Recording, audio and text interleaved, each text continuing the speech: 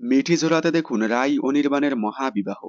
জি বাংলার অন্যতম জনপ্রিয় ধারাবাহিক মিঠিজোড়া ধারাবাহিকের গল্প বেশ জমে উঠেছে। একদিকে ফাঁস হয়ে গেল নীলুর সব পর্দা, সবাই জেনে গেল নীলু প্রেগনেন্ট নয়। তাই সূর্য রাইদের বাড়িতে এসে নীলুকে ডিভোর্স দেওয়ার কথা বলে যায়। এদিকে আবার জানা গেল অনির্বাণ আর কেউ নয়, সে সূর্যের বরদা। নীলু প্রেগনেন্ট না হওয়ায় মিথ্যে নাটক করার কারণে সূর্য রাইদের বাড়িতে এসে গালাগালি করায় রাইয়ের মা বরদা সবাই রাইকে দোষারোপ করে। অন্যদিকে আবার দেখা যাচ্ছে স্রোতের প্রচণ্ড জ্বর আসায় সার্থক তার দেখাশোনা করছে। সব দিক দিয়ে জমে উঠেছে মিঠিজোড়া।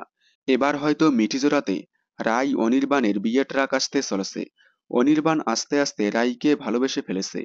অনির্বাণ রাইদের বাড়িতে যাওয়ার কারণে রাইয়ের পরিবারের লোকজন রাইয়ের সাথে খুব খারাপ ব্যবহার করে।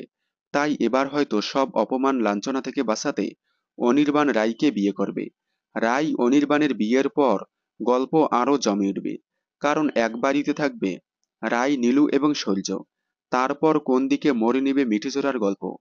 দেখতে থাকুন মিঠিজোড়া, সোম থেকে শুক্র ঠিক রাত 10টায় জি বাংলার পর্দায়। বিনোদন জগতের সকল আপডেট সবার আগে পেতে চ্যানেলটি সাবস্ক্রাইব করে পাশে থাকা বেল আইকনে ক্লিক করে রাখুন। ধন্যবাদ।